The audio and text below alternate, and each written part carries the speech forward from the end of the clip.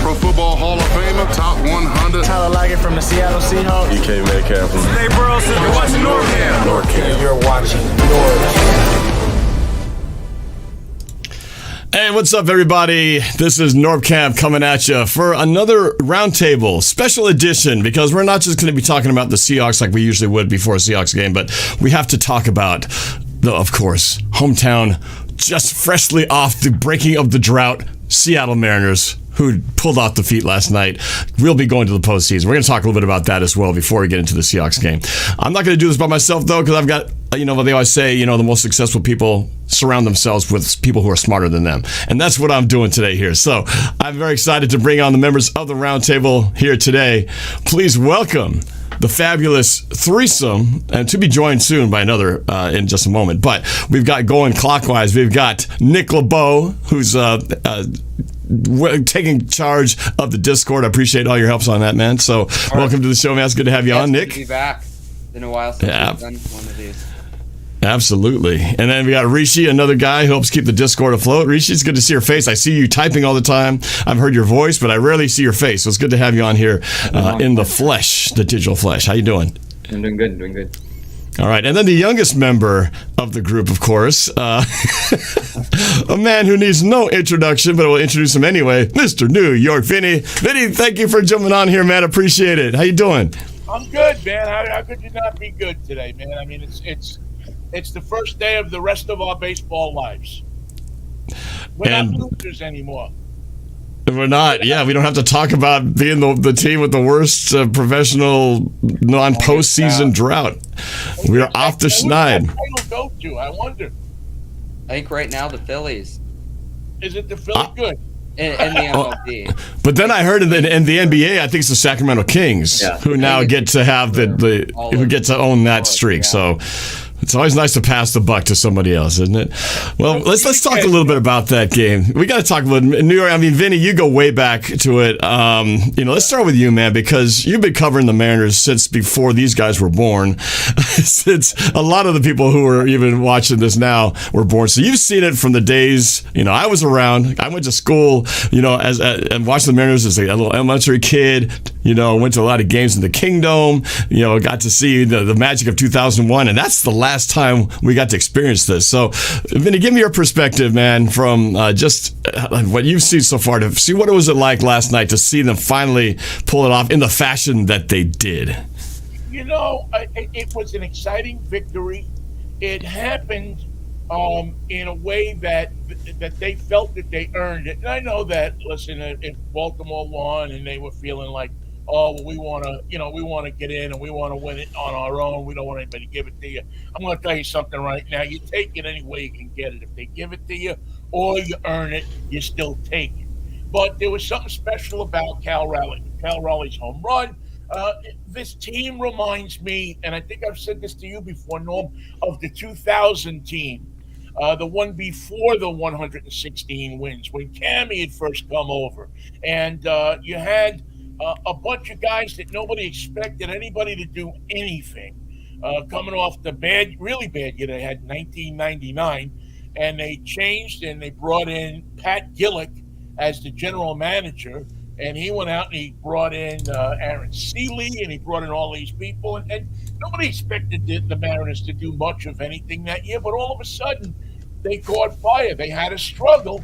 I remember sitting in Anaheim the last day of the season when they won it because somebody else lost it.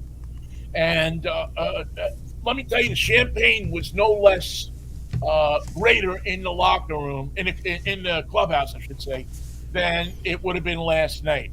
It was good to see Scott Service finally break the schneid. I really think he has grown as a manager. in the time that I've been observing him. I mean, I really do think that he has gotten that balance of how to keep the young budding star and the grizzled veterans happy on the same bench. He's put a feeling about that club where it looks like they go out and enjoy playing ball every day. And that's what you got to have to win. You got to have a bunch of people. You got to have talent, obviously, but you also got to have guys that believe in the manager and that believe that they can go out there and get the job done. And I think that that's what he has done, aside from just strategy that he's picked up on. And I think this is a team that I would not want to face in the postseason. Yeah, I totally agree with you, man. And shout out to Mark Collins. Mark is actually watching. Vinny knows a little bit something about Mark Collins. He's actually checking he's checking the broadcast, making sure that the technical side is good. And he said, Norb, you got to turn your mic down. So I made some adjustments. So hopefully it's better. You guys can let me know. But I agree with you, Vinny. You know what's great about this team is you really feel like they're all just having fun. Right? Julio Rodriguez he's like the smiling all the time. So he kind of personifies the whole team, but everybody just seems like their personalities are ones that you got these young guys who don't know any better, who are just having a great time. And you've got a couple of these veterans guys who are in there to kind of keep everything sort of locked in, like the Carlos Santanas and, just kind of like they're kind of just chill, but they're still enjoying the ride. So it's great to watch these guys, and you can't help but feel like, you want them to win. And I feel like the rest of the world, as they continue through this postseason, I like to think that a lot of the world will be rooting for them because, shoot, we've seen the Astros too much already, right? The Yankees win all the time. No offense, Vinny. I know you're New York, Vinny, but come on, man. How many times do you have to see them? No. You're good. Okay. I hate the Yankees. I'm a Mets fan. I grew up a Mets fan. Okay. I love the Mets. That's my team. They're doing pretty well, too. Yeah. Well, they're taking it to the Braves again tonight. I mean, talk about a time you want to start losing. Now all of a sudden you lose. But it's funny because talking about the Mets, I was 13 years old in 1969 when the Mets won, became legitimate and respectable and won. I mean, the Mets were the joke of the National League for 7 years since they came into the league, and then all of a sudden they got Tom Seaver, they had Nolan Ryan, they had some nice drafts. Things kind of started to come together. Then they brought in Tommy Agee from the White Sox, Don Clendenin from the Expos, and the next thing you know, they start winning games. They had a great manager in Gil Hodges, and who just went into the Hall of Fame this year. And for a 13-year-old Vinny, who had been going to games before that, but it made me feel what that was like, what winning was like, instead of losing. What baseball brings to you. And I only hope that last night there was some 13-year-old kids watching on TV or 14-year-old kids that were at the game with their parents or their friends or whatever that looked at what happened last night, and said, wow, this is cool, man. This is baseball is really cool. And it's something to be a part of. Well, Vinny, what's on that point, Vinny, I was just going to say, you don't have to hypothetically ask that because we've got somebody here. Nick LaBow was at that game, and he wasn't 13 or 14, but he's 15. He's about as close to what you're just describing. So as we welcome Noah Bolter, DJ Squabo Says here onto the show, let's toss it over real quick to Nick. Give me your perspective because, obviously we got a few years difference between us, yet you were there. You're wearing your Mariners jersey. What was it like for you as a 15-year-old who wasn't alive to ever see the Mariners in the postseason? What was it like that night for you in the stadium? Describe the experience. The environment and the energy was probably the most electric and the coolest thing I've ever been a part of. Like, just seeing all the stands packed. Even my dad, who I was there with, he was like, it was really cool to see it packed, and everyone, after we won, the party, seeing Scott Service and that amazing speech, it was incredible. Also a phenomenal fireworks show. But everything, just even throughout the game, too, the entire time it was electric. Did you stay past, I know a lot of people just hung around the stadium and waited for them to come out of the locker room and parade around and give them high fives. Did you stay late? Were you one of those ones who didn't leave the stadium for a long time? Yeah. So the game probably ended. We probably stayed like 2 hours after the game ended because there was a lot of party time. Everyone, the families were out there interacting. Yeah, the players kind of paraded around. Scott Service gave a speech, and then, after that, they kind of transitioned into the fireworks show, and then that's kind of when people started clearing out a bit. But it was so fun. Yeah, what a great experience. I assume out of the 5 of us here, you were the only one who was at the game, right? Rishi, I know Squabo was on the other side over at Wazoo. New York, Vinnie, I assume you weren't at the game either, were you? I was not at the game, unfortunately, but I was hanging out with my kids, so that was just as good as the game. Yeah. Well, a lot of us were watching it live on TV, but man, Nick, you got to be part of something historic. You got to watch the end of this 21-year drought in person. So you get to have that. I was there. When someday you'll tell your kids and their grandkids, that time when the Mariners broke the 21-year, I was there in section, whatever section you were in. Yeah. were you up high or were you down close to the field? So here's the funny story. I woke up before school, probably 6:30 Friday morning, and I checked Ticketmaster or whatever, and there was one seat available in all the way up section 344, which is like it's really high up. I was the second to last row, and I got it, and it was one ticket left, and my dad went and dropped me off, and then he said, all right, I'll try and get a ticket, see if there was someone on the street selling them, or I'll go to a bar. And he stood out there and asked 10 people for an hour and a half, and finally got a ticket in the 6th inning. And so we both got to finally experience that end of the game together. It was so much fun. So he got in at the 6th inning, so he had to wait for 6 innings before he finally got a ticket. So I assume he sat somewhere way across from you, right? You guys weren't in the same area, right? Yeah. You got together. I don't know if there's any Mariners staff watching, but we may or may not have snuck down at the end of the game. Oh, I'm sure a lot of people did that. No one's going to turn you in, man. That's so awesome to have shared that with your father, man. I mean, that's so special. The only camping trip my father ever took me on was to camp out for tickets for the Mets division series against the Braves, and then the World Series against the Orioles. Those were the only camping trips that my father was not a camping guy, but in those days you lined up for tickets overnight. Yeah. And he brought a sleeping bag and everything, and he put me in a sleeping bag, and we stood out there and all night, and it was a bonding experience with my father that you'll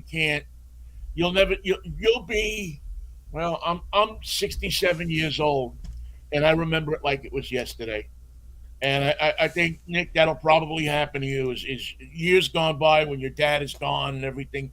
You'll look back on last night. It'll touch you in a place inside that that not many other things in life do. Yeah, and I'm super grateful to, have that ability to have that last minute ticket, and for him to get a ticket and get in and all that. And it was also so cool, kind of touching on a point of seeing so many people my age and even a few years older who, when you realize that we've never seen playoff baseball in Seattle. I mean, 21 years, wow. It was so cool. I probably high-fived hundreds of random people just going through the concourse. I mean, it was amazing. Yeah, no, that's really cool. And the sense of community too, everyone just kind of bonding together over that win. Yeah, even there were some A's fans who were sitting next to us and stayed for the entire thing, and they're like, "Man, I'm so happy for you guys." So it was the love was shared all around. No, that's really awesome. Rishi, I don't want to leave you out of this experience too. Where were you? Were you watching the game when the moment happened? So live, I don't think. Yeah, I was at my school's homecoming football game, so I wasn't watching that. I wasn't watching the game live, the baseball game live. But when I did come home, I did hear about the Mariners. And like this is probably like the year we watch like the most baseball. Like I usually don't watch as much baseball. I don't like look up about like as much baseball, but since they're doing so well, I figured I might as well like get into it a little bit more than like whatever I usually do. So when I didn't hear about it, I was like really happy for them. And I'm hoping they do well in the playoffs and make it far. Yeah, that's the thing is that it's not like this is where it ends. It's like a celebration. You feel like you already won something, but they haven't won anything yet. They just got a ticket to get in, but they still got plenty of work to do. In the playoff, in the 6 seed in the playoffs, right? I mean, that's something. There's a whole lot of people that aren't going to postseason baseball. They want to place a slot in postseason baseball. Yeah. Absolutely. So it's really cool. So I got Ivan in the comment there asking Noah, who he came straight from the Wazoo game, sprinted as fast as humanly possible just to make my show, which I appreciate him doing that because he's got plenty of media stuff that he's doing over there. But he took time to make time for me, and I really appreciate that, man. So I heard they won, Squabo. Is that true? And, I assume you're smiling for a reason. Oh, yeah. No, it was a great game. Thank you very much. It has just been a spectacular weekend. We saw the Huskies lose. We saw the Mariners win. Oh, and man. Now you had to bring that up. I had to, and it was bound to happen. Just because you guys finally looked human. You really did against UCLA, but that's neither here nor there. Look, this is a celebration for Washington right now, this Mariners win. So from the Cougs game, not only was I at the Cougs game, I was covering the Cougs game. So I got sweat on my back. I smell terrible right now. I was kneeling on the turf getting footage inside the huddle next to the players type of stuff. And then as soon as it was over, I literally skipped the press conference because I had the privilege to be invited to this NorbCam stream. So thank you, out Norb. of here. I'm so serious. Norb, thank you for having me. What's funny was I was at the game and I met someone and I like go up to him and I said, "What's your name, Sam?" And he's like, Sam. And he said, I was like, "Yep, my name Noah." And he's like, "Nah, bro, I know who you are." I was like, "What?" And he was like, "Yeah, bro. I don't know. I've been a NorbCam fan since I was little." And so literally from you, even out here and 500 million years away, like people know who you are, man. So that's too funny, man. Well, I appreciate you coming over here to jump on this. That's I'm honored because everybody take a good look at this guy's face. Squabo, Noah Bolter, whatever you end up going to be known as for your name, but this guy's going to be plastered all over sports networks and TV channels one day. And we can get to say we knew him back when. And I said that when I met him, man. I said you're the real deal, pal. I appreciate it. If we're talking about I knew you when, that's how I feel about Nick LaBow and Rishi. Look at these kids. Oh, thank you. Look at these guys. Thank you. Nick LaBow, you won my fantasy league 1 year. I think I got second place or third. You got second place twice. I know at least twice. Like this year. Is a young prodigy. Hey, I'll tell you, man. Noah, you're included in this, but Nick and Rishi, these cats, these are a couple of the smartest guys I know. Don't let their young faces and young ages fool you because these guys know a lot about sports. So that's why I bring these guys on here because they make up for my lack of intelligence just by bringing on young guys like this to make me sound good. All right, so Vinnie disappeared. Oh, there he is. So. But yeah, I know it is really a great weekend to celebrate, because this just doesn't happen very often. And man, I'm excited to see where they go from here. They won today in dominant fashion. It felt almost like the A's just kind of said, you know what? You got us. We surrender. They dominated 5-1. Wasn't even close. They scored one run in the first inning, and after that, Castillo just shut them down. So it was great to see them come out hungover probably from last night celebrating, and yet didn't lose a beat. Looked sharp as a tack day after. And when you think they probably get a little sloppy, I think the first inning was a big couple things, but then they cleaned it up and they were just on fire. So hopefully they continue it. And I just think they're just getting started. It's gonna be fun to watch them in this race. That's what 1-2 punch. They got pitching, man. They got defense. When you got pitching, you got defense up the middle. You got something. Listen. Last week when they went through the troubles, what were they losing? They weren't losing, getting blown out. They were losing 1 run, 2 runs. They were, you get Rodriguez back, and you got to think that he can supply you some offense. It's going to help the whole lineup because guys aren't going to be able to pitch around your better hitters. I mean, listen, they're going to have to keep the faith a little bit that they can do it and not tighten up. But I don't know that they're gonna. I think this team has a lot more poise than a lot of people want to give them credit for. Hey, so Sam Dog, this 253. He's been on my show a lot. Big Seahawks fan. He was at the game last night too, in the beer garden, in the pen.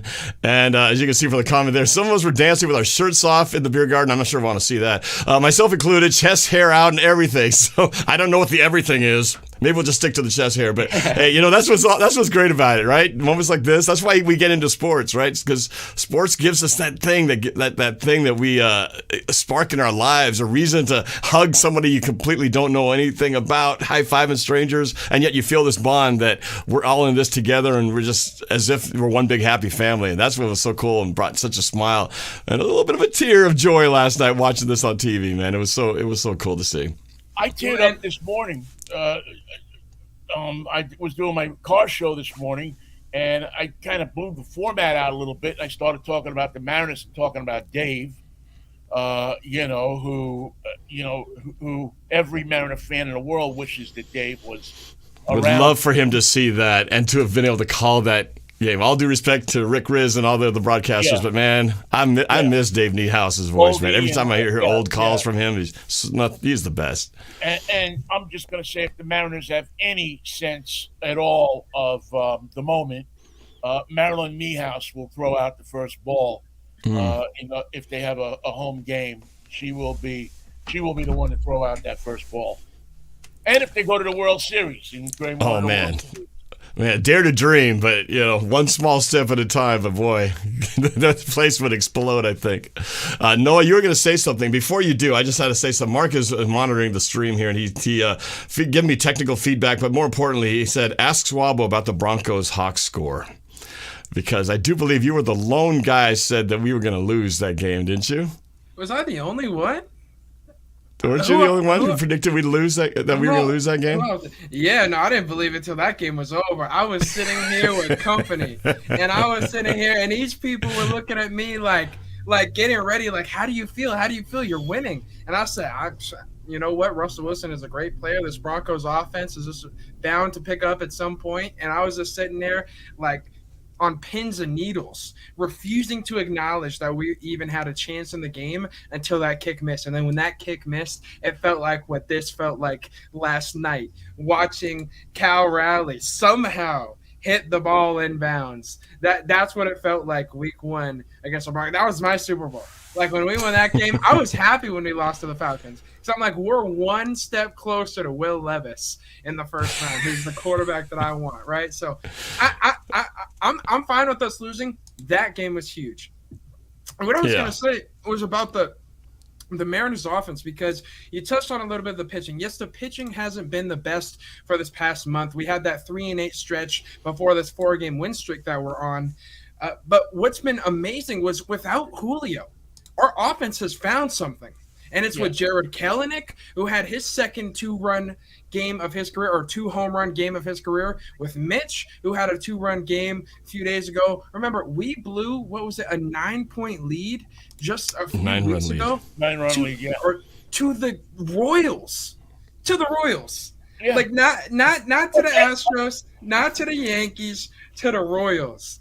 So the fact that we did that, and then we're bouncing back now, getting our offense going, and then it's our catcher sending us to the playoffs for the first time in 21 years with a walk-off home run after everyone and their mama thought it was going to be Mitch at the start of that inning. Right. And then, and so originally it was going to be the guy who said we're bound to make the playoffs at some point, which is what Mitch did towards the end of last year. And then I'm thinking, of course it's going to be the guy we traded for mid-season with Carlos Santana. Nope, it's Cal Raleigh. However, we got to do it with a full count, 1-score win. Beautiful. You know, the way that played out, you couldn't have written a movie script that would have been like, hey, I got an idea for a film, right? At the end, it's 2 outs, and the last one, it's not even gonna be a guy in the lineup.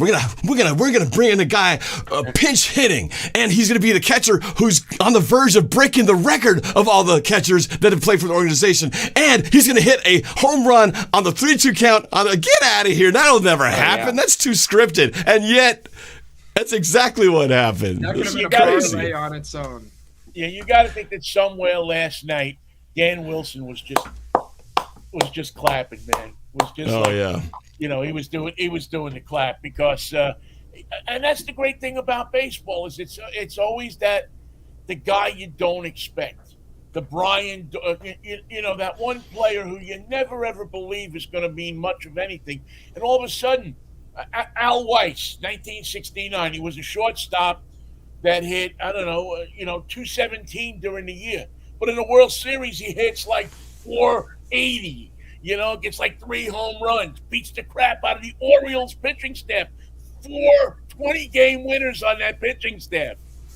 And he steps in and he beats the crap out of them. Brian Doyle in the Yankees series. There's always Buddy Biancalana for the Royals when they were in it. I'm just going through a little history here. There's always that one guy that you never expect, man. That comes in and plays just nuts above his head, man. Just so far over that his spikes are like 6 inches long. And it makes Scott Service look that much more of a genius, right? Because he's the one who pulled that trigger. He's the one who said, Cal, get in there. Go win this thing for us. And that's exactly what he went and did, Yeah, he's incredible. Pushing. He, as I said before, he's a guy who has learned how to push the right buttons. He obviously has the buttons to push. You got to have that. But he knows who to. And listen, Lou Piniella was the best at that. He knew the strengths and the capabilities of everybody down his bench. He can look down his bench. He'll tell you what everybody can do and what everybody can't do. When a manager knows that and can put that together, you can win games. I got to read this comment from Facebook from Adam Winslow. He says, that was such an electrifying night. It was a blessing and a joy to have been there for that momentous walk-off homer by Cal and all the cool moments around it. The ground level mosh crush of teal jersey team and staff, the October Rise shirts they donned. We got our shirts. They will have more shirts, by the way. The house was rocking. The players made that circuit of the field, sharing the joy with everyone just up fence from them, whether in person or watching, listening across. It got cut off, sorry. But, I get it. And again, another lucky person who got to be in the building. What a treat to be a part of history. So, and Nick, can't say enough how lucky you got to be in the building, man, with your dad. Yeah. I know that feeling. Me and my dad got to witness Super Bowl 48 in New York, New Jersey for that game, and that'll be one of those things that we'll always have for the rest of our lives, and beyond, knowing that we got to see that together. And so happy for you that you got to do it. And the great thing is, there could be more moments like this because they're not done yet. That wasn't the Super Bowl. That wasn't the World Series. There's more series to come and more games that are going to be some spectacular moments. So I'm just excited to see where this goes. So before we wrap this up and transition to the Seahawks, any of the last thoughts on the Mariners before we transition to football? Any last thoughts? Anybody? Nick, Rishi? Squabo. I'll just throw one out there that enjoy. I think it was Mark McLemore, back in 2001. The 2001 team. Yeah, that said to me one day in the locker room. I keep calling it the clubhouse. Enjoy the enjoyment. Enjoy what's going on, man. Don't get so hung up into they're at the 6th seed in the playoffs, or they're not going to go to the World Series. Enjoy it for what it is. It's postseason baseball. They made it. Don't get so hung up into thinking, they don't have the this to do this, they don't have that to do that. Don't listen to the cynics. Listen to the people and get with the people that want to enjoy the enjoyment. And you'll have memories instead of feeling bad about what's going on. Enjoy it as a fan, not as an analyst. Let the analysts do the analyzing. Enjoy it as a fan. Yeah, allow yourself to be happy. And like Greg said in the comment, he said, you asked for it last night, NorbCam. A lot of people were saying, we want Baltimore to win so that we can earn and really celebrate that. And boy, did it happen. Can you imagine if Baltimore won and we'd already knew we were in like 6 innings earlier? It still would have been a spectacular finish, but it just wouldn't have had that payoff. So the drama wouldn't have been as exciting. So it was great that we got to earn it, and actually see it happen. So, Squabo, you're going to say something. Yeah, no, 100%. You guys are on the money. Another thing, so yesterday on my show, I was talking with Mr. Voris about just that, how we wanted the Orioles to win so that the Mariners had an opportunity to earn it, which is something that Scott Service talked about in his post-game speech. What Emmett was talking about, he's a really big insider on the Mariners. Like he knows his stuff with the Mariners. And what he was saying, and I agree with, we should have traded for another big bat by the deadline. And that was another goal of ours that didn't get accomplished. This offseason, we still have the rest of the postseason and all that stuff. Just looking ahead, I think what could separate us between where we're at right now and being a top seed in the American League, what if we brought in like a Carlos Correa, just gave him the dotted line and let him sign however much money he wanted for? You know what I'm saying? And just we need one more really big bat that would solidify our infield. We put him at shortstop, move JP to second base. That's a stout lineup right there. So just looking ahead, just one more big bat, and we could be the favorites to win it all. Yeah. Listen, for you, I don't know. Leave us not forget that this was the first team to have $100 million payroll and lose 100 games. So sometimes you think you need the bat. Sometimes the bat is right on your club or right in your system somewhere. I know a lot of people don't believe in Kelenic up here. I think he is. I think he's going. I wrote a post. I don't know, earlier in the week, said I think he was going to be the straw that stirred the drink for the Mariners, and I believe that now. Believed it earlier this year. And I think that in the future going forward, he is going to be now he might not pan out to be much more than a DH, but he's going to be a hell of I think he's got what it takes to become a great hitter in this league, or not a great hitter, but a really solid hitter in this league. Yeah. Well, time will tell, but it has seemed like Kelenic, where it looked like, I even asked at one point, man, what's happened to him? Did he just disappear? And then after all the back and forth of coming back up and then going back down and him unfollowing all the Mariners' social media, here he comes back and has a great game, like you said, the 2 home run game the other night, and then gets to celebrate on the field with his team. So it's awesome how certain things just kind of come together, and a lot of it's just the timing, right? Guys having their best, hitting streaks happen when it counts, and maybe this is the time they'll all get their things together and get Julio at the right time. So, all right, I want to transition to I do want to transition to Seahawks, so we don't let's forget them. But Nick, you want to add one last thing before we? Yeah, and also kind of touching on that bat subject. I mean, we have guys on our roster who have had that potential. I mean, Adam Frazier, he was an All-Star last season. Jesse Winker had 20+ home runs last season. So the talent's there, the potential's there. It's kind of about finding the right time and unlocking it. But like Squabo just said in that comment, it's such a big moment for the city. Yeah, absolutely. Enjoy what there'll be plenty of time in the off season if they get bounced out to talk about who they should have had and this and that. As I say, enjoy what's in front of you right now, because these things don't as anybody in Seattle can tell you, sometimes you think it's, when you get like this, you think, it's going to happen every year now. And it doesn't. It's fleeting. It comes and it goes. And if you think too much about, like we can do this and we can do that. I'm not saying don't, but when it's happening, you can lose yourself. Enjoy what you have now, and hopefully, listen, Lou Pinella's favorite saying was, "We need another bat." I think I heard that out of Lou Pinella more times than ever. And they went and they got him a bat. The bat was Jeff Cirillo, and the guy tanked it. So, I mean, you can go out and get a bat, and the bat can not like playing in Seattle, or not like a million things that can go wrong. So Yeah. Well, I think you said it. Right? Enjoy what we have in front of us and, ride with the guys that we got. So with that, let's transition to the other professional sporting team who's playing right now, who everybody seems to have got kind of overlooked now, surprisingly, in this day and age, where the Mariners are the talk of the town and the Seahawks are kind of an afterthought right now. But we do have a game tomorrow. The Seahawks visiting the Lions. 2 1-2 teams going at it. Right now, I think the latest I saw was that the Detroit Lions are favored by 3.5. Don't know the last time that ever happened. But right now, it seems like 3.5 touchdowns.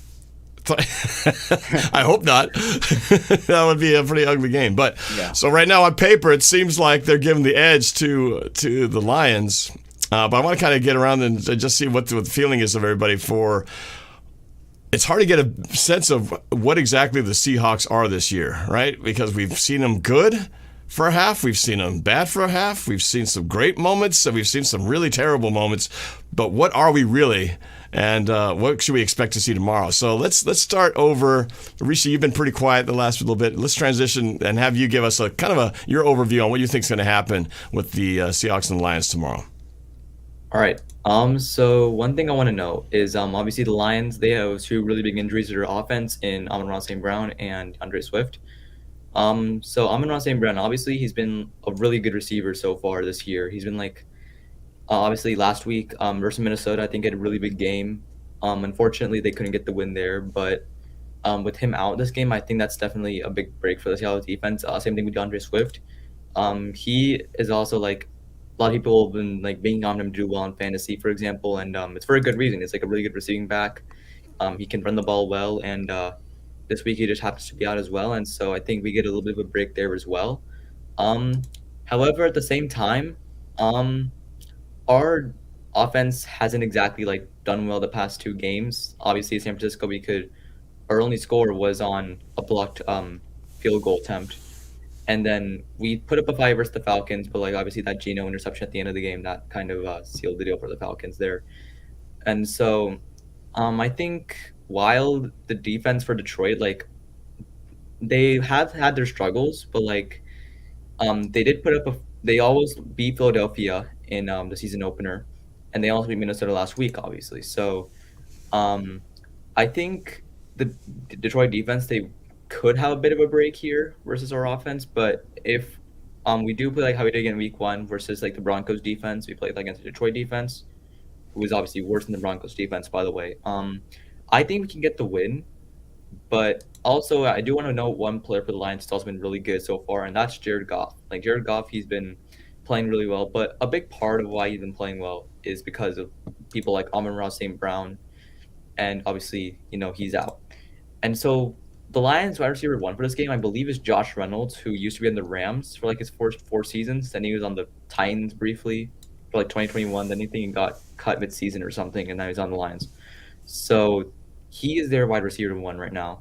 And then their starting running back right now is Jamal Williams, who has also actually been good in 2022 so far. He's been scoring a lot and doing well for anybody that has him in fantasy. So, I think Detroit, they do have at least in the running game, they do have some kind of temporary replacement for DeAndre Swift. But Amon-Ra St. Brown, that's going to be a really big loss for their offense. Now, if I had to give a prediction, I do think. So hold on the score. Hold. We're going to do it at the end. We'll go around the horn at the very end before the show ends. I don't hear the predictions, but save it to the end. So that's a good initial breakdown. It's interesting because you look at the rankings for the Lions, their offense actually from a scoring standpoint, they're number 2 and 3 in terms of yardage. So they've been very productive. They're averaging 31 points a game over their first 3 games. But like you said, they're missing a lot of their firepower this week. So we are kind of catching a break. But then again, our defense hasn't exactly been stopping a lot of people. So maybe that will balance these things out.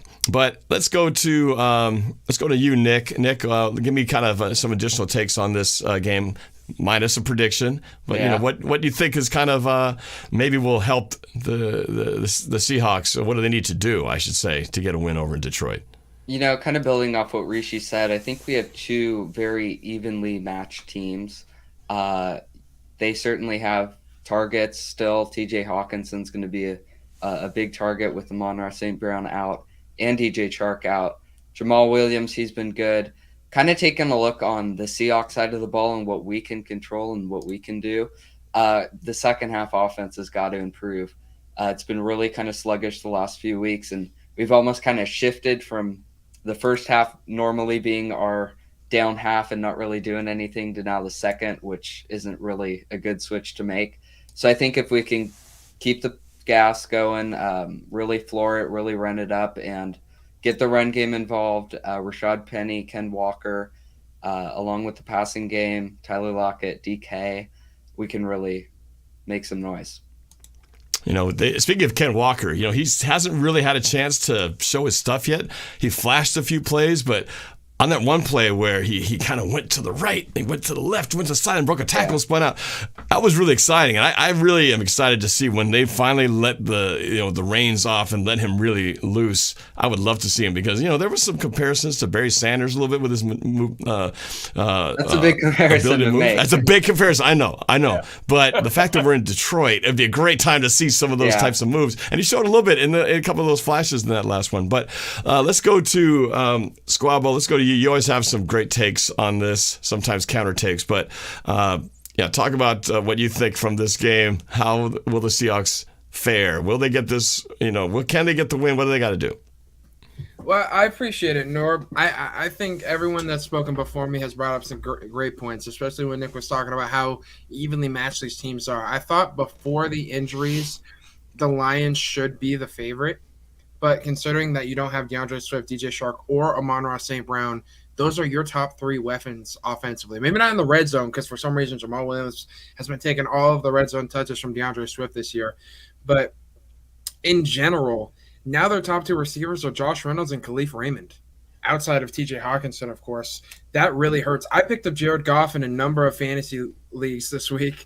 And I was planning on starting him, and I've just been going through and starting Derek Carr over him, and Derek Carr's playing Denver. I just think the desperation is going to be there. My concern is that Jared Goff just lost two of his best weapons. Now, he's always had a good connection with Josh Reynolds. Now, Khalif Raymond always finds a way to, make himself relevant. And Seattle's secondary hasn't been the best, but we're getting some guys back from injury this week.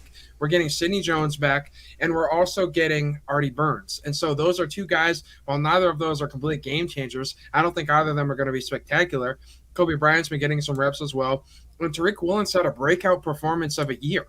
So the fact that Tariq Woolen is playing his best game, Quentin Jefferson came out and said that he thinks he's going to be the best corner in the NFL at some point, and Geno Smith has looked good. So I think at this point, with all the injuries, I think it would be appropriate for Seattle to be the favorite. I think it's definitely going to be a close game. I think we got to watch out for some of those pass rushers that Detroit has. I think they have a very talented roster. I think Detroit is one of those teams that's a year and maybe a quarterback away. Because if you give them Jameson Williams, Amon-Ra St. Brown, DJ Chark, DeAndre Swift, and Jamal Williams all at the same time on the same field with an Aiden Hutchinson defensively and all those guys, Jeff Okuda's had a spectacular season. I think they are 1 year away. And when you talk about what Seattle is right now, I think so heading into the year, I was talking about how much I think Pete Carroll lost the locker room. Week one, it definitely did not look like that. Like week one, it looked like everyone was rallying around Pete Carroll. And then since then, it's kind of looked like that. Just a little bit. Just because we haven't had as much need to beat the other teams as we did to beat Russell Wilson. Like I said, that was our Super Bowl. So I think this is setting up for after this year, we can mutually agree to part ways with Pete Carroll. Let him go off into retirement. We bring in a new offensive-minded head coach to excite people about coming and join us in the Pacific Northwest. We draft Will Levis first overall in next year's draft, and we still have another first and 2 second-round picks to draft a center, another corner, and one other piece to help fill out our lineup. I think that's the way to go in Seattle. Wow, you went from just some takes on Detroit to figuring out our entire draft plan for next year. But there's a lot of chats. You might have seen some of the chats. Yeah, there's a lot. You might have seen in the chat. There's a lot of debate about we need to tank. We shouldn't win because it doesn't help us. We're gonna all work for this guy someday, man. I know, man. That's why I said I bring smart people onto the shows. That way, I sound like I know what I'm talking about. Great stuff, Squabo. So, Vinnie, what about you, man? What's your feeling on this game? Well, you know what? If I'm looking at the fourth quarter and we're up by 2 scores, late in the fourth quarter, I'm going to feel okay.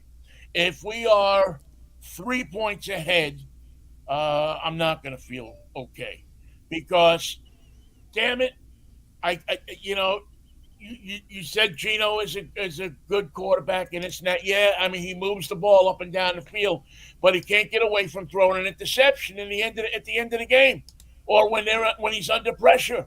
He can't seem to get away from that. And if he can't get away from that, it's like a ticking time bomb to me. I'm almost like, oh my God, I can't look.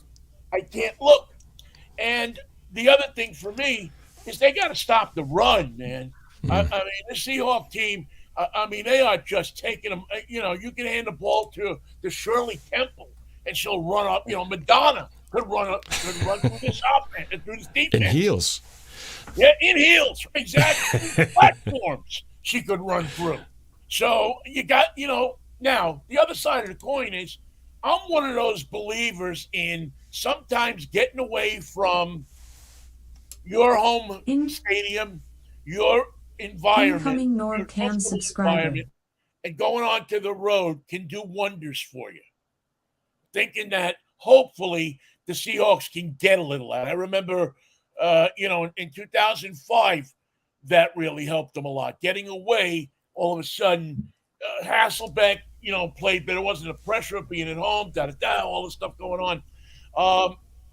You got to do that.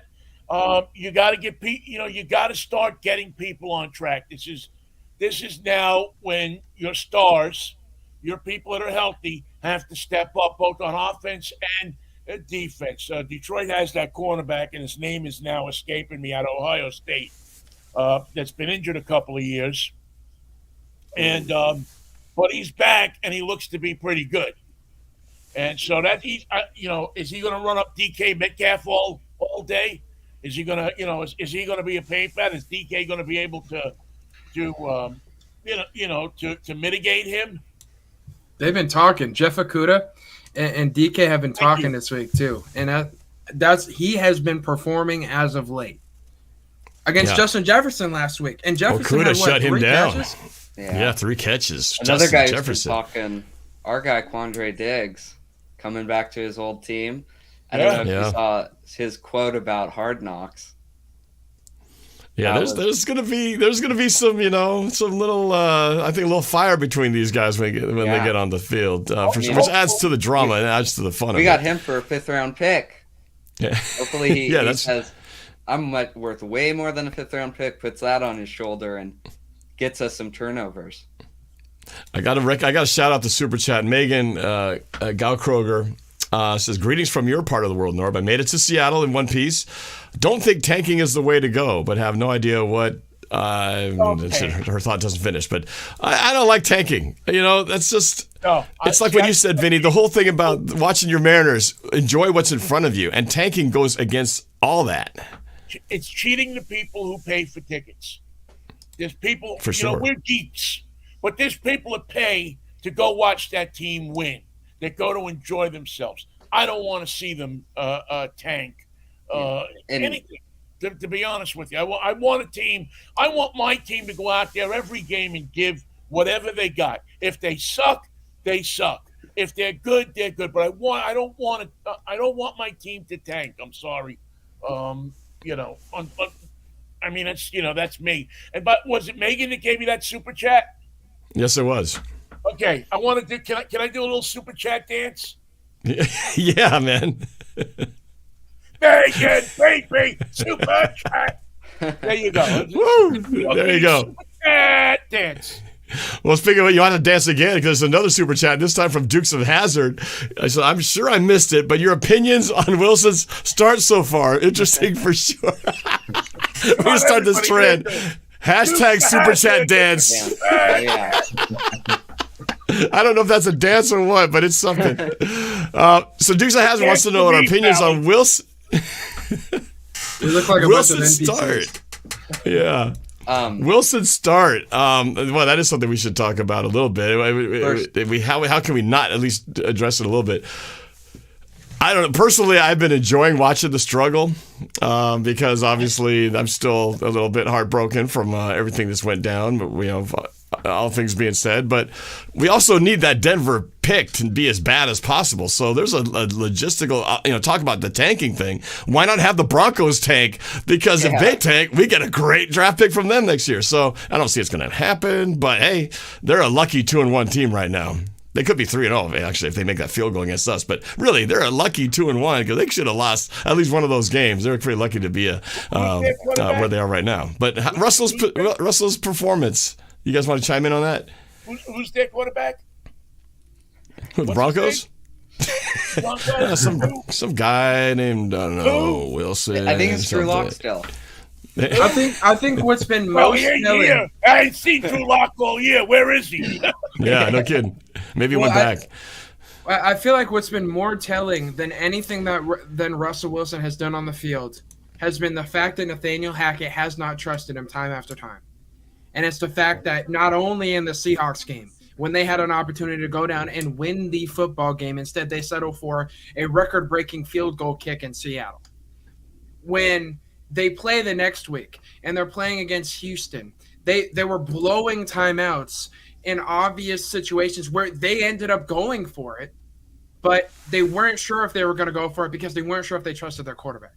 And I think the fact that an offensive-minded head coach who just got done working with a back-to-back MVP of the regular season with Aaron Rodgers, as the head coach, doesn't trust Russell Wilson. That is part of what broke up Russell Wilson and Pete Carroll in Seattle, is that Pete Carroll wants to run the football. Pete Carroll had that meeting a couple years back. I think it was 2019 when we were at the Cardinals and the offense was going bad, and it was after the Bills and the Rams games. And Pete Carroll has that meeting like, no, we are going to run the football. It's no longer let Russ cook. Russ cooking is not working right now.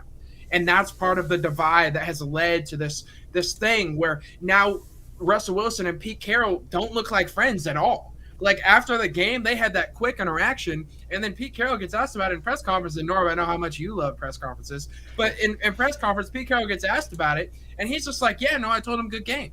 Because that's all the interaction. That is the sign of a breakup that went wrong. That is a sign of two sides that still don't agree about something. That's like if they had a kid together, that would be so difficult for that kid. And that's why it's one of the most – it's an ugly situation, this breakup. And so I feel like because the new head coach, the new girlfriend of Russell Wilson, doesn't trust Russell Wilson the same way that the old head coach did, the old girlfriend did, they're not going to win a Super Bowl together, and they are going to break up sooner than later. Whoa. Maybe Russell speak to your point also, if Pete Carroll and Russell Wilson had a kid together, I don't think it'd be a good-looking kid. But that aside, his nose would be crooked. Now, Nathaniel Hackett, man, I mean, it's his first year as a head coach. Obviously, he's making a lot of questionable decisions right now. Whether they get it in sync or not, that's I guess time will tell on that. But man, it's definitely getting off to a rocky start to say the least. But man, that's a bold take that they're gonna be divorcing any sooner before they'll be going on any anniversaries together. Is from what you're saying. I got to quickly shout out Megan because another super chat, happy dance. Woo! Megan says I have traveled. Super chat, Megan. Megan says, I have traveled 16,000 miles to see this team in Seattle. I don't care if we lose, but please be competitive. Now, I'm a little concerned. I think she lives in, I want to say Australia, but she lives far away on the other side from where we are. But I'm a little concerned because she said she traveled to Seattle to see this team, but they're playing in Detroit. I hope she knows that. But... I mean, wouldn't that be a sad oversight? Like, oh my God, what? They're not playing at home? What? No, I'm sure she knows that. But you come all the way here and you read the schedule wrong. Like, oh shoot. Oh, you mean? Yes, he came from the land down under. It's on the road. And she super chatted again, Megan. Whoa! She says, "I am not petty, but I'm loving seeing Denver struggle." Yes. Other than Denver fans. It is weird to see how much there is no lost love between people in Seattle and Russ. I don't know anyone who's like, "Oh man, I really feel bad for Russ. I really want to see him succeed." But you guys could chime in here too, Nick, and about the whole Russ situation. It is pretty bizarre how as soon as he left, man, they were like, "Don't let the door hit you on the way out." Yeah, I mean, kind of going on that Hackett thing, I wasn't really huge on him before they got Russ, like as a hire. I know he had Aaron Rodgers, 2-time MVP, but I think with Aaron Rodgers, it's kind of just Aaron Rodgers, and he had Devontae, Aaron Jones. He had a lot of great weapons. And, you go back to that NFC Championship game, they've kind of seemed to all link up on they've all been on podcasts where they've been asked what they would do in that situation. So they all must have talked because they all had the same answer. But, I don't know. I just wasn't that huge on him as a coach beforehand. I don't know why. It just kind of was a gut feeling, but yeah, I don't know I don't think it's going to work out well. I feel like they're not going to be as bad as they've been. Russ is too good of a quarterback to be this bad, but they're going to have to change some things. Because Russ can't do a lot of the same things that he did before. I don't know, Hackett was thinking they're going to get 2012 Russell Wilson, like he was going to suddenly go through a time machine before coming to Denver, and suddenly he'd look like the quarterback that won us the Super Bowl. But, he's not the same guy. He's not as mobile. He's a little thicker. He's a little less agile. But he still throws a great deep ball, and he can still, in that drive that he had late in the game to get that win last week, he looked like vintage Russell then. So he's, I don't think he's going to be held. I don't think he's going to be that bad the rest of the season. Noah, hold that thought. I didn't want to chime in, but Megan, I got to bring you up one more time with the super chat. She says Week 6 Cards game in 2 weeks, Norb. So that's what it is. So she's not here for the Detroit game. She will be here for the Cardinals game in Week 6. Okay, I just wanted to make sure you weren't going to show up at the stadium and nobody's there. I would have been really sad for you. Can I say something here? You can. Something? Megan, you're making me feel like you're sticking dollars in my daughter. I just want to say, I started dancing for you. Next thing I know, it's $2. Next thing I know, it's $2. Next thing I know, it's $2. Are we at the lusty lady or what? The NorbCam Roundtable is really like a virtual strip club where New York Vinnie is wearing a G-string, dancing around like this, and ladies like making her putting dollars in there, letting it rain. Oh man, we're getting way too off topic here, man. The visual, I can't take it anymore. Squabo, change the subject. You're going to say something. I get this visual out of my head. Squabo, say something. I just feel really bad for Rishi and Nick right now. I just like to apologize to them and their parents. No. But so about your entertainment, Nathaniel Hackett and Russell Wilson thing. Norby, you were talking about that vintage drive by Russell Wilson where he goes down the field, he's spinning away from sackers and from the pressure, and he's escaping and scrambling and extra playing guys down the field. Playmaker in them if it were Madden. Like, it's spectacular, but that's the only way their offense was working at all. Right. And as you said, Russell Wilson is not the same Russell Wilson. He's not doing that every drive. And if he is, he's going to be extremely, extremely unhappy. He was mad that he didn't have the support in Seattle. Then he got traded to a team that had to return in that same trade the support that he missed in Seattle. So now Seattle's set up to support a quarterback, and they are not. So he kind of screwed himself in that sense. Additionally, we look at how this offense has been running so far. It has been very inefficient. That defense is going to have to carry them to any sniff of a Super Bowl if they are going to get one while they have Russell Wilson, especially with him now being the second highest paid player in NFL history. So with all that considered, he's not going to be the center of the universe. And that was obvious week 1 when they kicked it against his old girlfriend. Mm-hmm. Like that, I think this is the start of the end. Russell Wilson, remember that 2019 season, he ended the year with a 12-7 touchdown interception ratio.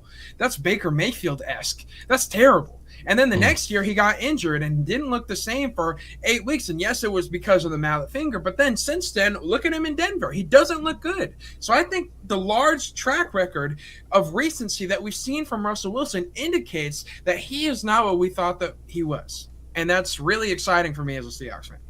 Yeah. Yeah, I'm not going to count him out yet. I'm not that down on him quite yet. I mean, I'm kind of you listen, who's the guy who brought Seattle its first Super Bowl ring? Richard Sherman. Marshawn Lynch. Come on. Cam Chancellor. Cam Chancellor, Personally, Super Cam Bowl Chancellor. 48 MVP who didn't get the trophy. Malcolm Smith. Who's up for Hall of Fame, by the way? Yeah. So He is? Nice. for me, you can't forget that. You can't, I saw that in Pittsburgh with people with Terry Bradshaw. Terry Bradshaw led the Steelers to how many Super Bowls, how many great years for, right? And yet, for some reason, people don't like Terry Bradshaw in Pittsburgh. And I was like, wait a minute. This guy led you to the promised land. He took a franchise that hadn't done much of anything since they were meat packers.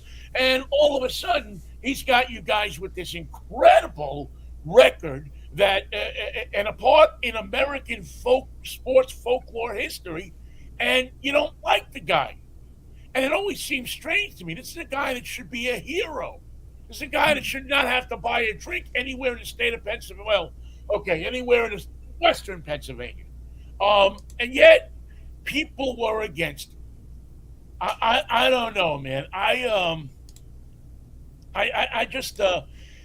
don't wish Russell Wilson anything bad. I wish that he goes his way and he has his career.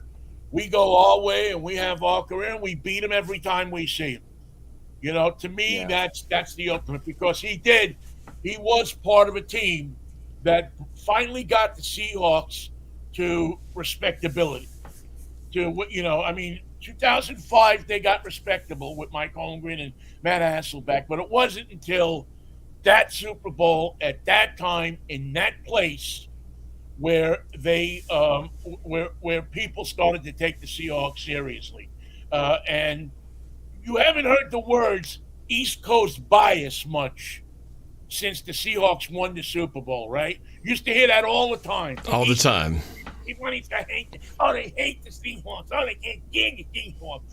Oh, you don't hear that anymore. People know the Seahawks are alive and well. Maybe they're having a questionable year here. Maybe they won't be that good. But let me tell you something. That when they won the Super Bowl, that bias, that East Coast bias, disappeared, man. That's it. That's all. Now you're a contender. And you should ever be grateful to Russell Wilson for doing that. I'm sorry. And Vinny, that's why when people asked me what I was going to do at that game, I said I was not going to boo him because of that fact. I didn't cheer him. I didn't, boo him. I just applaud. I just clapped him up and said, appreciate what you've done. So I was not, that was my take as well. But I still want to see him lose every game this year as a Bronco. Oh, yeah. For multiple reasons. Can I jump in really quick? Yeah, jump in, Nick. Kind of building on what you guys are saying, and I'm seeing some of the comments, LOB, Russ, Cam, Marshawn. The Seahawks won the Super Bowl. As a team, they won the Super Bowl. Coaching staff, as a cohesive unit, they won the Super Bowl. No one player can win you a Super Bowl. They can make a play that can lead to winning the Super Bowl, but if you took any of those players out, who knows if it would have happened. So that entire roster, the entire starting lineup, the depth chart, they won the Super Bowl. The coaching staff, the executives, the ownership, the people who went out and got them, they all won the Super Bowl. The city won the Super Bowl. Nick, you should run for, and when you grow up, you should, run for politics. So that was a very politically perfect answer, by the way. Mayor Nick. I like that. Hey, I got to bring us back to the strip club. We just got another super chat, this time from Dukes of Hazzard with a $10 dono super sticker. Thank you very much, man. Do it, Vinny. Do it. Look what you started, man. Look what you started. Dukes of Hazzard comes in again. This time he says, New York Vinny is spot on. I want to have a beer beer with you, I think is what he means to say. After putting $4.99 in your G-string. Oh, hey. Body shot. All right, well, we're about to that time, and we're actually over the time, so I do want to wrap up with our score predictions for tomorrow. So I'll be the last to go.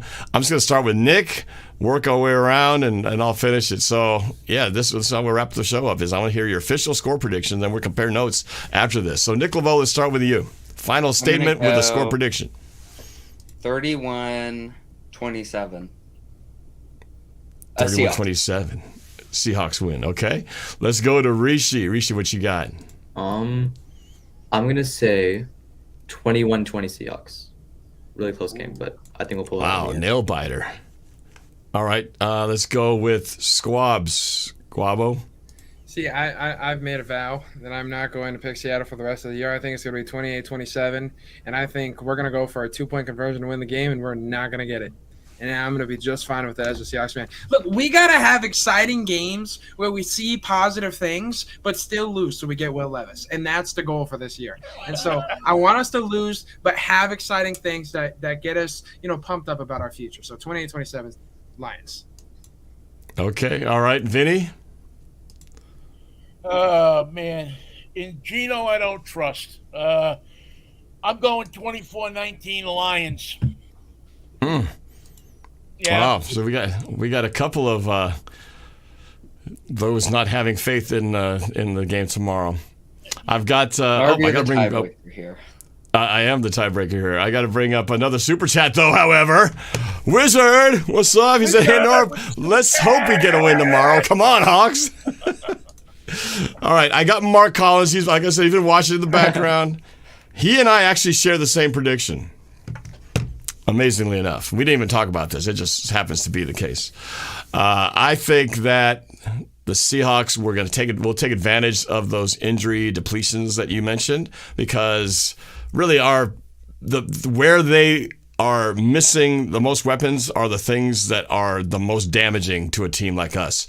With those weapons somewhat neutralized, I feel like our defense won't get as badly exploited, which will be just enough to knock the productivity of the Detroit offense that has been what it is, knock it down a few pegs, and it's going to allow us to be on the field a little bit longer, allow us to get our running game going, and basically do just enough to win this game. Me and Mark believe the Seahawks are going to win tomorrow, 27-20. Ooh. There you go. I like You that. and Mark, huh? Me and Mark. Yep, he just texted me just now, and I said, "Wow, you got the same score prediction I do." Wu-Tang Life has been chiming the whole time. No, let's lose for our future. Sorry, man. I can't get into it. I can't hope for it.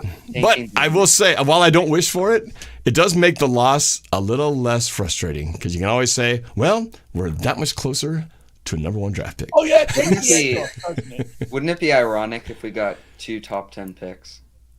Oh yeah. I'll take 1 and 2 and not apologize one bit. Like, imagine. That would be ideal.